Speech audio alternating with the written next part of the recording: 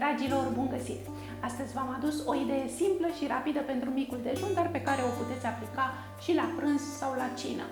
Facem niște sandvișuri calde și le facem fie la air fryer, dacă aveți o familie mai puțin numeroasă și le pregătiți, să spunem, pentru micul dejun, sau se pot face și în cuptorul mare, dacă v-au venit prieteni mulți în vizită și vreți să-i serviți cu niște tartine calde și delicioase, în care mozzarella sau cașcavalul se topește delicios, iar baconul devine ușor crocant.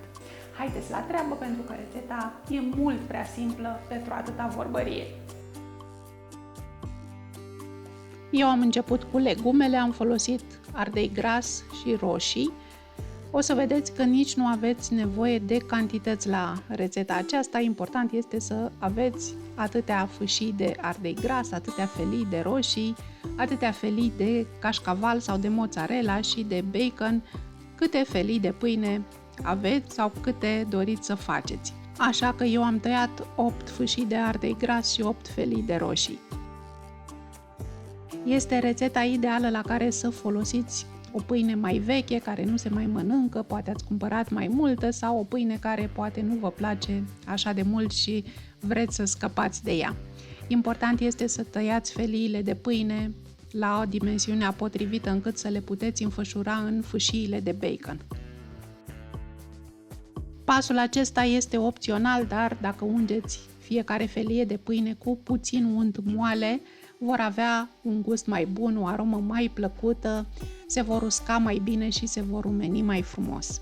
Eu am aici un unt cu trufe, de aceea vedeți niște firicele negre prin el și am uns fiecare felie de pâine cu un strat foarte subțire de unt, pentru că nu vrem să facem micul dejun mai caloric decât trebuie să fie, doar puțin unt pentru gust. Am aici 8 felii de șuncă de porc. E de preferat să cumpărați bacon sau șuncă feliată, pentru că acasă nu reușim să o feliem atât de subțire. Iar aici am mozzarella, nu mozzarella fresca, nu mozzarella aceea care se vinde în zer, mozzarella uscată. Trebuie tăiată la dimensiuni potrivite ca să se așeze bine pe feliile de pâine. Deci pe fiecare felie de pâine unsă cu puțin unt așezăm mozzarella, apoi legumele, roșii și ardei gras. Și ultimul pas este să înfășurăm fiecare felie de pâine în fâșii de șunculiță sau de bacon. Dacă folosiți cuptorul mare, trebuie preîncălzit la 200 de grade, la fel și air fryer-ul, dar air fryer-ul îl încălzim doar pentru 3 minute, tot la 200 de grade. Așezăm cu grijă sandvișurile în cuva air fryer-ului. Ăsta e dezavantajul, mi-au încăput aici doar 5, mai am de gătit încă 3 și la air fryer gătirea durează 7-8 minute, după cât de rumenit vreți să fie baconul.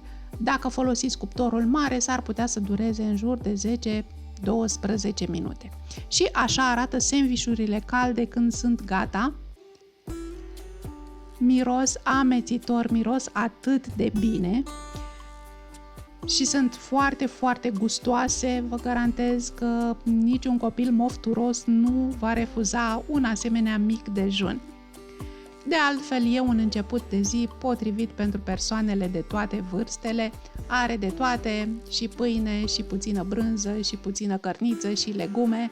Și dacă aveți niște busuioc proaspăt, vă sugerez să-l folosiți, pentru că aroma lui se potrivește foarte bine cu ingredientele din acest sandwich.